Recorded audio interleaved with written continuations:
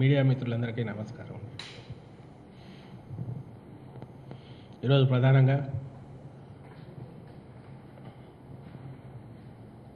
ఈ అభివృద్ధి వికేంద్రీకరణ బిల్లు, అలాగే సిఆర్డిఏ చట్టం రద్దు సంబంధించిన బిల్లు, ఈ రెండు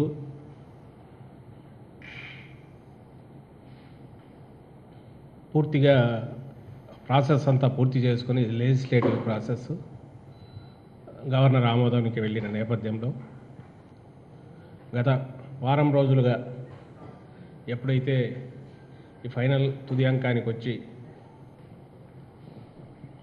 గవర్నర్ గారి ఆమోదం కూడా పొందే తరుణంలో ప్రతిపక్షాలు ముఖ్యంగా దీన్ని ఎలా అడ్డుకోవాలా,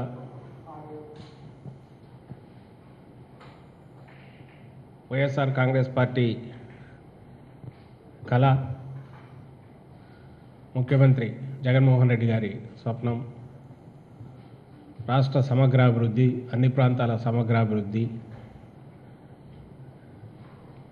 అన్న ఆ డ్రీమ్ను, ఆ విజన్ను ఎలా అడ్డుకోవాలనే కుతంత్రంలో భాగంగా గత వారం రోజులుగా ఎలాంటి దాడి మొదలు పెట్టారనేది అందరూ గమనిస్తూనే ఉన్నారు. ఇది ఈరోజు కొత్తగా వచ్చిన ఇది కాదు. అలాగే ఈ డెసిషన్ అయిన తర్వాత ఆ రోజు ఏ సెక్షన్స్ అయితే దీన్ని అడ్డుకోవాలని చూసాయో వాళ్ళు ఆ ప్రయత్నాలు చేయడంలో కూడా అది అసహజమని మేమనం, అన్యాయమైన ఇదని కూడా మేమనం. అయితే వీటికి ప్రతినిధిగా చెప్పుకునే ఆ వర్గాలకు తెలుగుదేశం పార్టీ ఏదైతే ఉందో ఆ పార్టీ అధినేత ముఖ్యంగా చంద్రబాబు నాయుడు గారు రాష్ట్ర ప్రజల ఆకాంక్షలు, రాష్ట్ర ప్రజల ప్రయోజనాల పేరుతో ఒక చిన్న ఏరియాకు సంబంధించి ఆ ప్రదేశంలో కూడా ప్రజలందరికీ సంబంధించిన వ్యవహారం కాదు, వీళ్ళ బినామీలకు సంబంధించిన వ్యవహారాలను రక్షించుకోవడంలో భాగంగా వీళ్ళ బాధలన్నీ ప్రపంచం బాధలన్నట్టు, వీళ్లకు ఇబ్బందులు కలుగుతున్న ఇబ్బందులన్నీ వీళ్ళ ఆశలన్నీ అడియాశలు కావడం అనేది ప్రపంచం మొత్తానికి సంబంధించిన బాధ అన్నట్టు మరోసారి ఒక పెద్ద డ్రామాకు తెరలేపినట్టుగా మేము భావిస్తున్నాం. లేకపోతే ఎప్పుడైతే మేము ఇది ఏం రహస్యంగా జరిగింది కాదు, ఓపెన్గానే అసెంబ్లీలో పెట్టి చర్చ జరిగింది, తర్వాత కౌన్సిల్లోకి వెళ్ళింది ఈ బిల్లులు రెండు. ఆ రోజు ఎవరి అభిప్రాయాలు వాళ్ళు చెప్పారు. అలాగే సహజంగానే ఈయన క్రియేట్ చేసిన ఒక డ్రీమ్ అది ఏదో రియాలిటీ వాస్తవ రూపం దాల్చబోతే అది ఒక్కసారి కళాభగ్నమైనట్టుగా కొంతమంది, ఎలాంటి ఉద్దేశాలు లేని ప్రజలు కూడా కొంతమంది బాధపడిన వాట వాస్తవం. తర్వాత వాళ్ళు రియలైజ్ అవుతూ ఇందులో ఏమీ ఇది లేదు, డెవలప్మెంట్కి ఇక్కడేమీ ఆటంకం లేదు, ఇది ఎవరి నోటి దగ్గర ఇది తీసేయడం కాదు, ఎవరి నోట్లో మట్టి కొట్టడం కాదు, అన్ని ప్రాంతాల అభివృద్ధికి ఉపయోగపడేదే, దీనివల్ల ఏ రకంగానూ ఈ ప్రాంతం, ఈ ప్రదేశం నష్టపోదు అని వాస్తవాలు తెలుసుకున్న ప్రజలు, మెజారిటీ ప్రజలు ఈ ప్రతిపాదనను అంగీకరించారు. ఒక చిన్న సెక్షన్ ఎవరైతే బినామీ పేర్లతో భూములు కొని స్వార్థ ప్రయోజనాలే పరమావధి అన్న చిన్న సెక్షన్ మాత్రమే దీన్ని పెట్టుకొని కొద్ది మందిని ఆర్గనైజ్ చేసి వరుస పెట్టి ఎలా టెంటు వేసి నడుపుతూ వచ్చిందో కూడా అందరూ చూశారు. అది తర్వాత వచ్చిన రోజుల్లో మెల్లగా ఇదైతే పోతూ వచ్చింది, నీరు గారిపోతూ వచ్చింది. ఓవర్ ది పీరియడ్ ప్రతి ఒక్కరూ దీనికి రికన్సైల్ అవుతూ వచ్చారు. రికన్సైల్ అంటే yes, it is what we are going to have. రాష్ట్రంలో 3 ప్రాంతాలకు సమాన అభివృద్ధిగా, సమానంగా పాలనా వికేంద్రీకరణ జరిగే దిశగా జగన్మోహన్ రెడ్డి గారు అడుగులు వేస్తున్నారు అన్న ఒక వాస్తవాన్ని అందరూ అంగీకరించారు. ఎందుకు అంగీకరించారంటే అందులో రియాలిటీ చూశారు కాబట్టి. ఎస్, దీనివల్ల నష్టం లేదు, ఇంకా ఉంటే లాభమే ఉందన్నారు కాబట్టి. ఎందుకు అంగీకరించారంటే తరతరాలుగా వెనుకబడ్డ ప్రాంతాలుగా ఉన్న రాయలసీమ, ఉత్తరాంధ్ర మోస్ట్ నెగ్లెక్టెడ్ కింద ఉన్న ప్రాంతాలు, వాళ్ళ ఆకాంక్షలకు తొలిసారి ఒక రూపం ఇచ్చే అవకాశం కలిగింది, వాటికి జీవం పోసుకోవడానికి అవకాశం కలిగింది. కాబట్టి ఈ ప్రాంత ప్రజలకు ఎలాంటి నష్టం జరగకుండా చూడడంతో పాటు ఇతర ప్రాంతాల ప్రజలకు కూడా సమానంగా ఒక అధికారాన్ని పంచడం ద్వారా ఎస్, మమ్మల్ని కూడా గవర్నమెంట్లో పాలనలో పార్ట్ చేశారనే ఒక అభిప్రాయం ఆ ప్రాంత ప్రజల్లో కూడా వచ్చింది. ఉత్తరాంధ్ర, రాయలసీమ ప్రాంత ప్రజలు ఇంతగా అందరూ రియలైజ్ అయ్యి అది గతం ఉద్దేశాలు చెప్పడం, దానికి సంబంధించి చట్టరూపం తీసుకొచ్చే ప్రక్రియ ఇది నడుస్తుంది. దీనిని మీరు సైద్ధాంతిక పరంగానో మీ ఐడియాలజీ ప్రకారమో లేదు సెంట్రలైజ్డ్ డెవలప్మెంట్ అంటే కొట్లాడి నష్టం లేదు దీనికి మద్దతు ఇచ్చేవాళ్ళంటే దీని మీద ఎన్నైనా డిబేట్ జరగవచ్చు. కానీ ఈ రియాలిటీ అవుతున్నప్పుడు దీంట్లోకి ఏదైనా సలహాలు సూచనలు ఇస్తే ఇవ్వాలి, కానీ ఇంకా గతించిపోయిన దాన్ని పట్టుకొని ఓ ప్రాసెస్ నుంచి ఇంకో దానికి పోతున్నప్పుడు ఎట్లా సాంకేతికంగా చిన్న చిక్కులేసి స్మూత్గా వెళ్తున్న కింద బండి కింద ఒక బండ పడేసి రాయి వేసి అలాగే చీకట్లో ఒక దెబ్బ కొట్టి ఏ రకంగా వీళ్ళని ఇబ్బంది పెట్టాలా అనే అప్రోచ్ ఆ పార్టీకి ఇప్పటికి కూడా ఇన్నేళ్ళైనా ఈయన ఏ రూపంలో అయినా ఈయన అధికారం అంటే ఆ పార్టీ మీద పగ్గాలు చేపట్టిన తర్వాత అయినా 20 ఏళ్ళు అయిపోయి 25 ఏళ్ళు అయినా కూడా ఆయనకైతే ఇంతవరకు ఇంకా అది చంద్రబాబు నాయుడు గారు ఆ వాస్తవాలు చూడడానికి కానీ లేదా వాటిని అంగీకరించడానికి కానీ సిద్ధంగా లేరనే విషయం అయితే స్పష్టమవుతుంది. ఫస్ట్ కోర్టుకే, అసెంబ్లీలో నిజంగా అసెంబ్లీ ఈజ్ ద ప్లాట్ఫామ్. మీకు 20 మంది ఉన్నా కూడా వాయిస్ రైజ్ చేసి మీ అభిప్రాయాలు చెప్పచ్చు. దాని మీద డిబేట్ కూడా పెద్దలే లేరు, పక్కకి వెళ్ళిపోయారు. మళ్ళీ కౌన్సిల్కి రాగానే గొడవ మొదలుపెట్టారు. ఎందుకు? కౌన్సిల్లో బలం ఉందని చెప్పి. ఇదేమో ప్రజాస్వామ్యబద్ధంగా ఎలక్ట్ అయిన ఇది అండ్ డెమోక్రటిక్ డైరెక్ట్ ఎలక్షన్ ప్రజలు ఎన్నుకున్నది.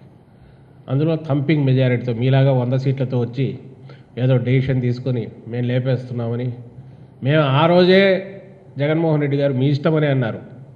ఆ రోజు ఏమి 175లో నీకు 100 ఉన్నాయి, అసలు నీకు ఎవరు హక్కు ఇచ్చారు, మాతో ఎందుకు చర్చించాలా అనలా.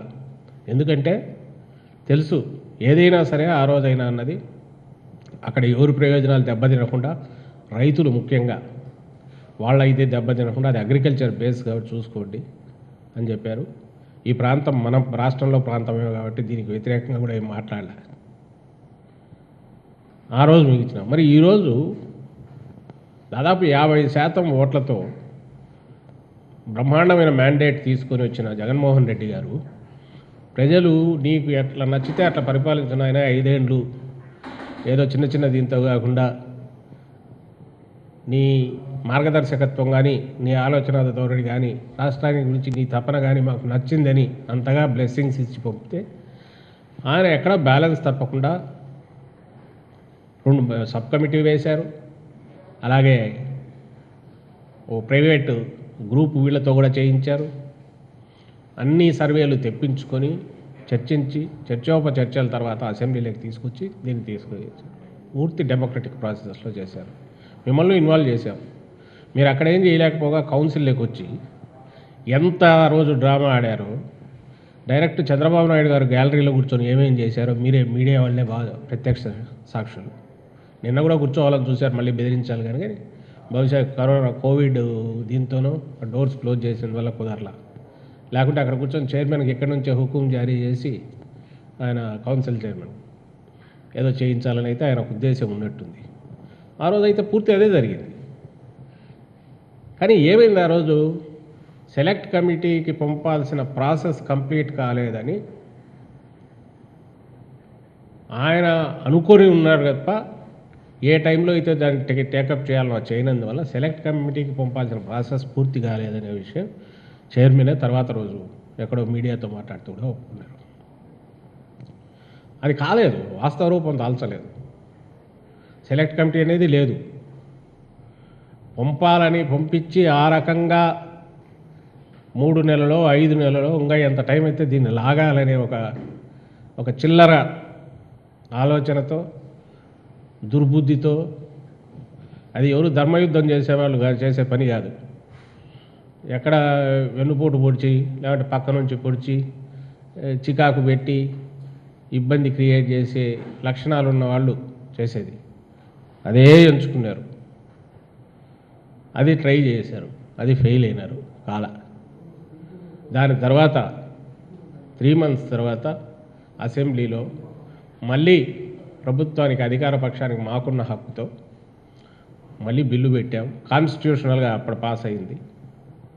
2వ దఫా పాస్ అయ్యాక కౌన్సిల్లో టేబుల్ అయితే సరిపోతుంది, టేబుల్ అయింది.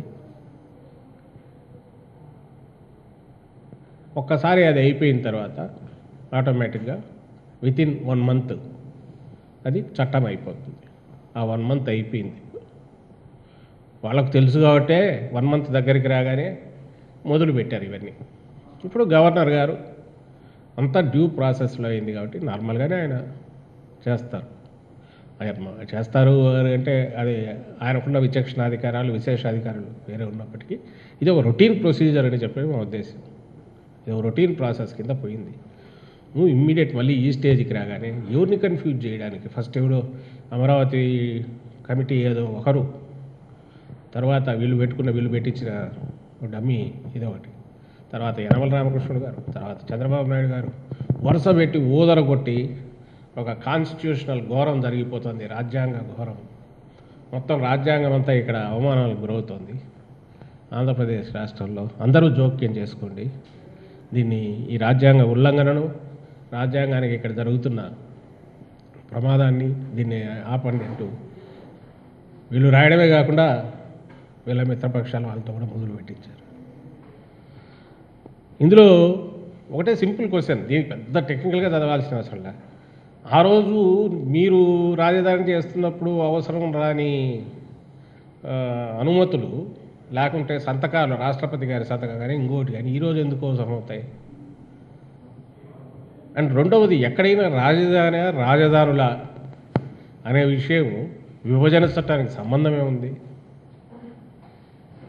అందులో రాజధానులు కాదు, 2 రాజధానులు పెడితే అంటే 2 ఎగ్జిక్యూటివ్ ఇవో, 2 హైకోర్టులు, 2 ఇవి ఎక్కడా పెట్టట్లా.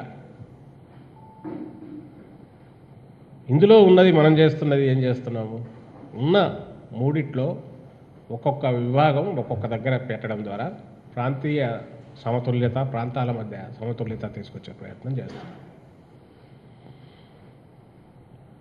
అండ్ ఇవి హిస్టరీలో ఎక్కడ చూసినా అన్ని చోట్ల ఉన్నాయి. ఆ రోజు వాళ్ళు చేసినప్పుడు ఎక్కడ సెంట్రల్ పర్మిషన్ అవసరం ఉందని ఎవరు చెప్పలా, లేదు కూడా.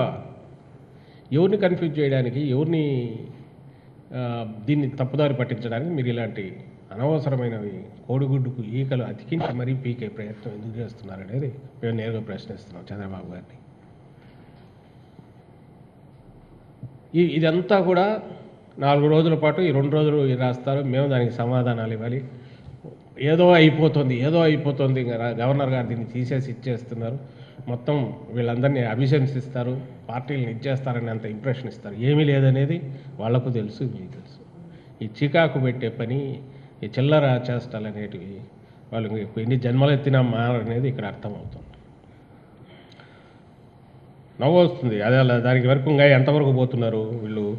దీని మీద మళ్ళీ ఇంకా థియరీలు ఆల్రెడీ మొదలైందిగా. కోర్టు ఒకటి ఉంది, నెక్స్ట్ కోర్టుకు సంబంధించిన అంకం ఏదో అక్కడ నడుస్తాయి, అది వీళ్ళు వేయించేవే.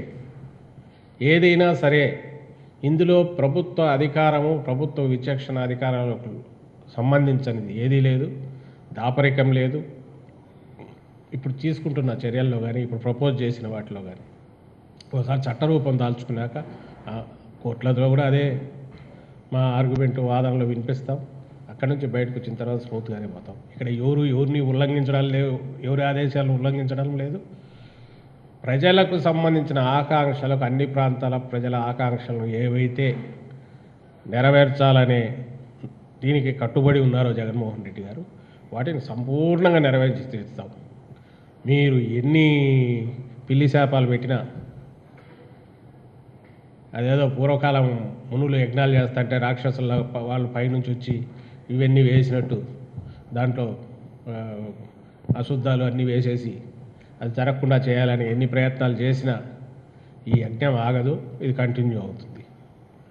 చిత్రం ఏంటంటే 5 ఏళ్ల క్రితము ఒంటెద్దు పోగడలతో మీరు చేసి ఆ రోజు నారాయణ కమిటీ పెట్టేసి పెద్ద నిజంగా అదే పనిగా మ్యాండేట్ ఇచ్చి సెంట్రల్ గవర్నమెంట్ పంపించిన శివరామకృష్ణ కమిటీ కానీ ఇంకోటి వాటిని లెక్కలేకేసుకోకుండా వయలేట్ అంటూ చేసింటే మీరు చేసినారు. తెలుగుదేశం పార్టీ నిస్సిగ్గుగా ఎలాంటి ఇది లేకుండా ఆ రోజు తన స్వార్థ ప్రయోజనాలు వాటిని ప్రొటెక్ట్ చేసుకోవడానికి చేసిందని ఈ అమరావతి అనే దీన్ని క్రియేట్ చేసి అమరావతిని ఒకదాన్ని అవుట్ ఆఫ్ బ్లూ అక్కడ ఒక అవుట్ ఆఫ్ నోవేర్ ఓ ప్లేస్లో క్రియేట్ చేసే ప్రయత్నం ఏదైతే చేసిందో అది నిజంగా చెప్పాలంటే ఏ సంప్రదాయాలకు, ఏ కట్టుబాట్లకు లేదా ఏ చట్టాలకు అన్నిటికీ అతీతంగా చేసింది. ఏది పాటించలే. మమ్మల్ని అంటున్నారు మేము ఈరోజు సెంటర్ వేసిన కమిటీనో ఇంకోదాన్నో వైలేట్ చేయలే, నువ్వు చేసినావు. ఆ రోజు శివరామకృష్ణ కమిటీ ఏం చెప్పింది? అంతకుముందు శ్రీకృష్ణ కమిటీ కూడా వికేంద్రీకరణ మీదే పోయింది, దాని గురించే చెప్పింది. ఆ తర్వాత అధికారికంగా ఏర్పాటైన శివరామకృష్ణ కమిటీ కూడా డెవలప్మెంట్ అనేది డీసెంట్రలైజేషన్ జరగాలి, డీసెంట్రలైజేషన్ అనేది అవసరం ఉంటేనే అన్ని ప్రాంతాల ప్రజలు తీరుతాయని వాళ్ళు కూడా స్పెసిఫిక్గా చెప్పారు. మీరు ఆ రోజు దానికి విలువ ఇవ్వలేదు. మరి నిజంగా అది వైలేట్ చేసిందంటే అది మరి అసెంబ్లీలో మాది అతిపెద్ద ప్రతిపక్షం, మీరన్నా 20 మంది, మేము 67 మంది ఆ రోజు. మరి ఇంత పెద్ద ప్రతిపక్షం ఉంది, నీకు మాకు తేడా, టీడీపీకి వైఎస్ఆర్సీపీకి తేడా 1%, 1.2%, 3% వచ్చిందంతే. మీకు మీ ఇష్టం వచ్చేట్టు ఒంటెద్దు పోకడలతో పోవడానికి ప్రజలు తీర్పు ఇవ్వలే. మేము పోగలిగినా మేము పోవట్లా. మీకు తీర్పు ఇవ్వకపోయినా ఆ రోజు మీ ఇష్టం వచ్చేట్టు ఒకే పటం లాక్కొచ్చేసి ఇక్కడ పెట్టేశారు. ఆ రోజు మేడ మీద తలకాయ ప్రతి ఒక్కరూ చెప్పారు రైతుల ఇంట్రెస్ట్ ప్రొటెక్ట్ చేయాలి, రైతులు ఇదే అవుతారు, లో లయింగ్ ఏరియా అన్నారు. ఏ రకంగా చూసినా ఇబ్బందికరమైన ఇది వస్తుందన్నారు. కాస్ట్ ఇబ్బడిగా పెరిగిపోతుందన్నారు. 10 times 20 times పెరిగిపోతుంది అన్నారు. And which we have seen in reality. ఇవి వైలేషన్స్, నువ్వు చేసిన వైలేషన్స్. ఆ రోజు నువ్వు నీ కట్టుబాట్లు కానీ నీవు కానీ ఏమీ పాటించలే. ప్రజలంటే గౌరవం లేదు, ప్రజాస్వామ్యం అంటే గౌరవం లేదు, ప్రతిపక్షం అంటే గౌరవం లేదు, కేంద్రం అంటే గౌరవం లేదు, వాళ్ళు పెట్టిన కమిటీలు అంటే గౌరవం లేదు. అది మీరు చేసిన, మేం చేయలే. మేము చేస్తున్నది పద్ధతి ప్రకారం పోతున్నాం, కాన్స్టిట్యూషన్ ప్రకారం పోతున్నాం. సో ఇది ఒక. రెండవది, దీనికంటే ముఖ్యంగా నేను చెప్పదలుచుకుంది ఏంటంటే assembly, council, what ever the process పూర్తి చేసుకొని గవర్నర్ గారి ఆమోదం పొందడం, చట్టం కావడం, అదే ఒక ప్రాసెస్ అయిపోతుంది, చట్టం అవుతుంది. అండ్ కోర్టులో దాని గురించి ఛాలెంజెస్ ఇంకో పక్కన జరుగుతాయి. కానీ అసలు నేను అడగదలుచుకున్న ప్రశ్న ఏంటంటే, మీరు ఏ వైపు, చంద్రబాబు నాయుడు గారు ఇట అభివృద్ధి వికేంద్రీకరణ జరగాలనేది పూర్వకాలంలాగా సింగిల్ సెంట్రలైజ్డ్ అభివృద్ధి, ఒకటే సిటీ డెవలప్ కావడము, దాంట్లోనే ఉండడం అనేది మోడర్న్, దీనికి పనికిరాదనేది ఇప్పుడు వస్తున్న వాళ్ళందరూ అర్బన్ దీనికి సంబంధించిన సైంటిస్టులు కానీ, ఎన్వైరాన్మెంటలిస్టులు కానీ, ఇంకోరు కానీ చెప్తున్నది. గవర్నమెంట్స్ కూడా అదే థింకింగ్లో పోతున్నాయి.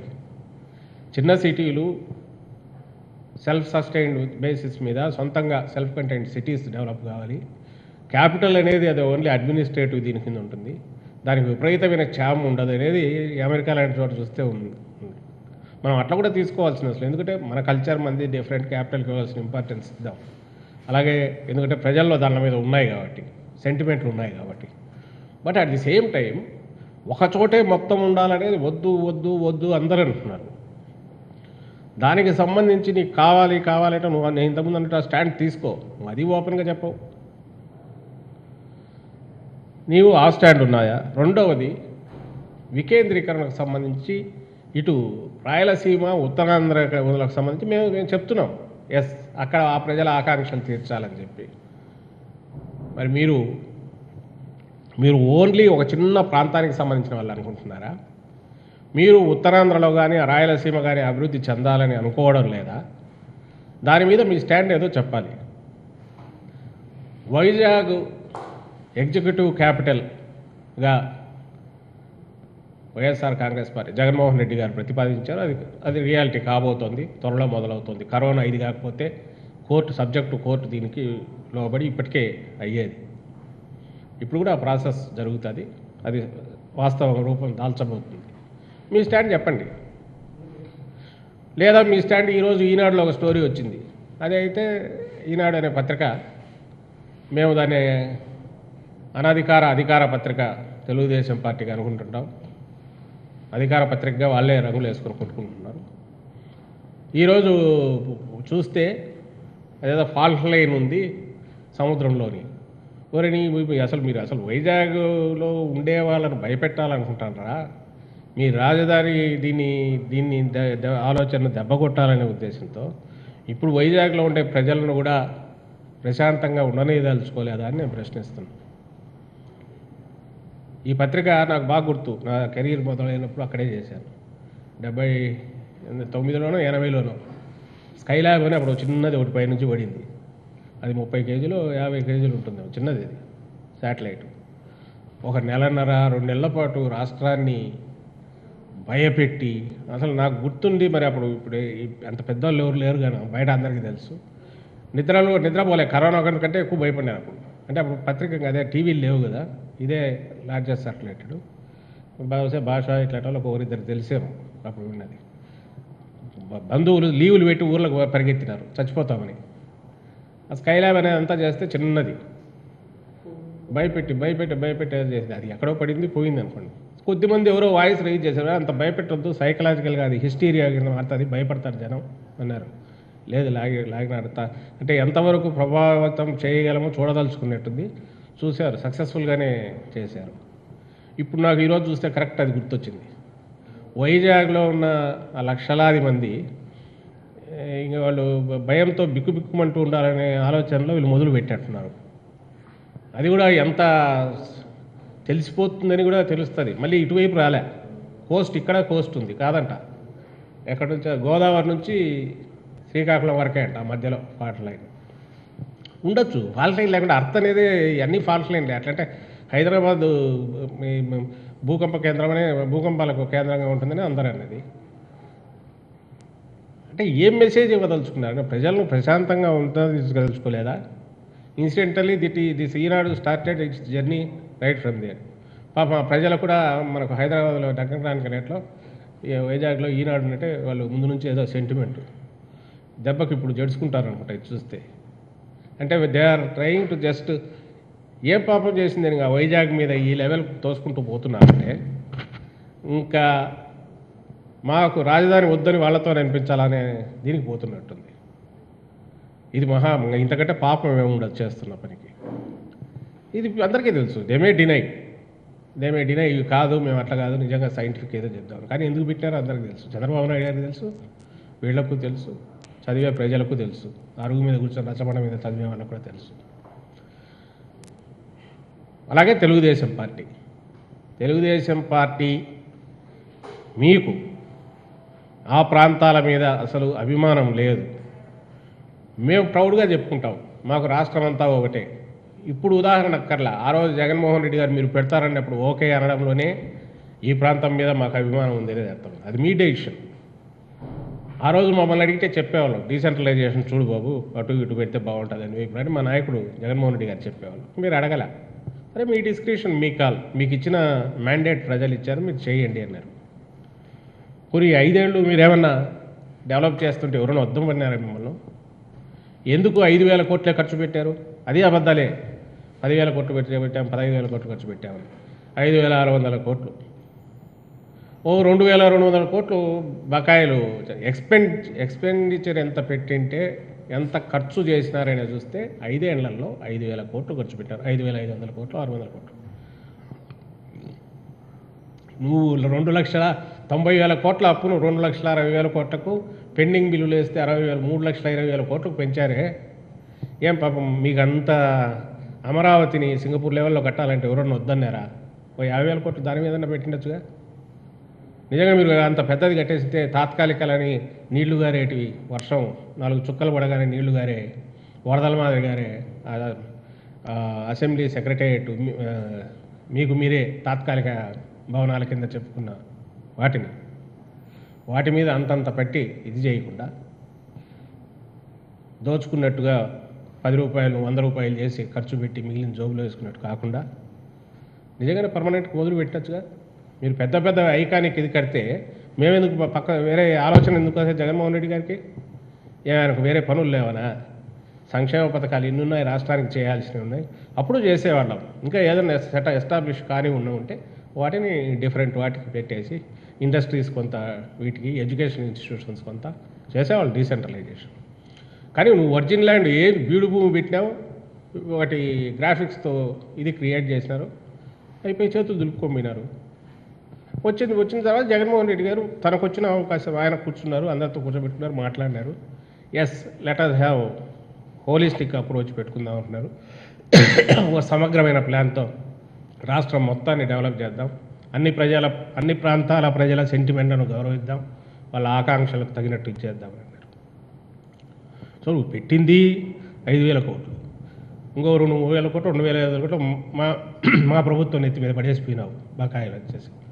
దాంట్లో కనీసం ఇప్పుడు లెక్కలు చూసి మేము వేసిన లెక్కల ప్రకారము, మేము ప్రజలకు ఎక్స్ప్లెయిన్ చేసిన దాని ప్రకారము నువ్వు 1,000 రూపాయలది 2,000, 10,000 రూపాయలు, 2,000, 2,500, 7,000, 10,000 నువ్వు పెట్టింది తీస్తే అవి వెనక్కు అన్నీ కొడితే నువ్వు యాక్చువల్ ఖర్చు పెట్టింది నీ జోబులోకి పోయిన పక్కకు తీస్తే మీరు పెట్టింది 2,000 కోట్లు పెట్టింటారు మేము అనుకోవడం, లేకపోతే 3,000 కోట్లు. మిగిలినంతా మీరు మింగేసినారు ఈ 7,000 కోట్లలో బకాయి పెట్టిన దాంట్లో కూడా. ఇది కూడా ఎక్కడ సెంట్రల్ గవర్నమెంట్ 2,500 కోట్లు ఇచ్చింది. ఈ 2,500 కోట్లు ఎక్కడ మీరే తెలియదు, ఇక్కడ పెట్టలే, అంతా వచ్చింది ఇక్కడ పెట్టారు. పైగా ఈరోజు అడుగుతున్నారు సెంటర్ 2,500 కోట్లు ఇచ్చింది కాబట్టి వాళ్ళకు కూడా ఆన్సర్ ఇవ్వాలి కదా అని. అంటే ఇది ఎక్కడో పెట్టారు, దానికి వాడింది లేదు, నువ్వు సిన్సియర్గా అటెంప్ట్ చేయలే, సెంటర్ను గౌరవించలే ఆ రోజు.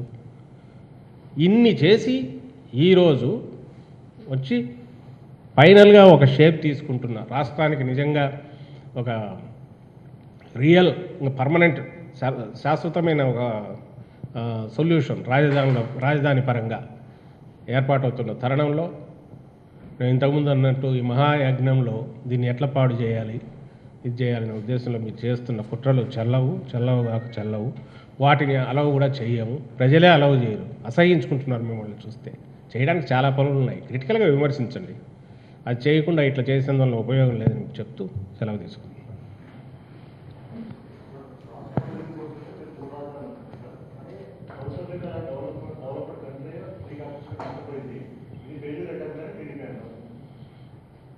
ఇప్పుడు మేము దీన్ని చూసింది అభివృద్ధి ప్లస్ ప్రజల ఆకాంక్షలు రెండు, ప్రాంతాల మధ్య సమతుల్యత పాటించడం, రెండోది ఒకే చోట కాన్సన్ట్రేటెడ్ ప్రోగ్రెస్ డెవలప్మెంట్ జరగాలన్నా కాస్ట్లీ ప్రొహిబిటివ్ ఖర్చు భరించలేనంత 1,00,000 కోట్లు ఖర్చు పెట్టయితే చేసే పరిస్థితిలో గవర్నమెంట్ లేదు.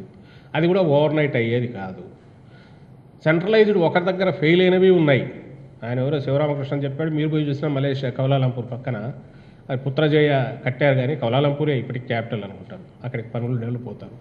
సో ఇది మన కాన్సెప్చువల్ మనం చేసుకోవడంలో ఏది సక్సెస్కు ఇది కాదు అదే గ్యారంటీ చెప్పలేం. కానీ ఒకటి ఖాయంగా ఏంటంటే మోడర్న్ డేస్లో చిన్న సిటీలు డీసెంట్రలైజేషన్ అనేది అందరూ ఒప్పుకుంటున్నది. దాంట్లో ఏమైనా చిన్న చిన్న ఇవి ఉంటే ఇట్లా చేస్తే బాగుంటుందని చెప్పదు కానీ సెంట్రలైజ్డ్ అభివృద్ధి అయితే 100% ఎవరు ఒప్పుకోవట్లా. బహుశా నేను అనుకున్న చంద్రబాబు నాయుడు గారు కూడా ఆయన పర్సనల్ ఇంట్రెస్ట్, వెస్టెడ్ ఇంట్రెస్ట్, ఈ స్వార్థ ప్రయోజనాలు లేకపోతే వాటిని పక్కన పెడితే ఆయన కూడా ఒప్పుకుంటారనే మేము అనుకుంటున్నాం ప్రైవేట్ డాక్టర్. అమ్మా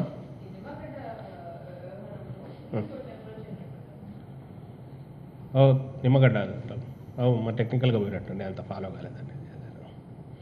ఏమి అది ఇప్పుడు ఆయన కలిసినట్టున్నారు కదా, దాని ప్రాసెస్ గవర్నర్ గారు కలిసినట్టున్నారు కదా.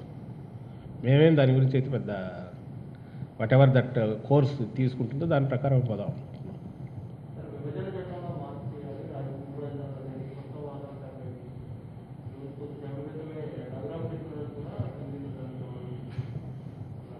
ఏమని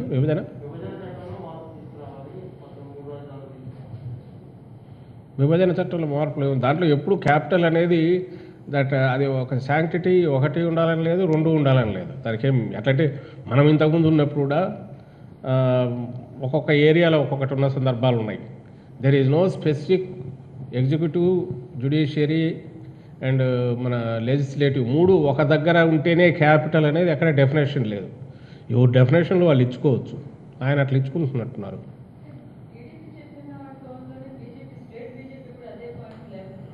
అదే చిత్రంగా ఉంది. వాళ్ళు అంటే సెంటర్కి రాసుకోవచ్చు. ఇక్కడ ఎందుకు చేస్తున్నారు, ఏదో వాళ్ళ మధ్య ఒక సెక్షన్ ఏదో వాళ్ళు కలవాలని చూస్తున్నట్టుంది. అందుకే వీళ్ళు కోరస్ ఇక్కడ కాగానే అక్కడ మొదలవుతుంది. అది నిజంగా అయితే వాళ్ళ సెంట్రల్ పార్టీ దీని ప్రకారం పోవాలి. వాళ్ళేమో సెంటర్ ఎప్పుడు అడిగినా కూడా వాళ్ళు ఓపెన్గా చెప్తున్నారు that is states call, state governments డిస్క్రిప్షన్లో ఉండేది, సెంటర్కి సంబంధం లేదు, మేము వాటెవర్ మేము చేయగలిగిన సహాయం చేస్తాము, ఆ తర్వాత state government should take a call అనేది వాళ్ళ స్టాండ్ ఉంది. మరి ఈ యూనిట్కు వీళ్ళ దారిని వీళ్ళు ఎట్లా ఇస్తున్నారో కూడా అదే అర్థం కావట్లేదు.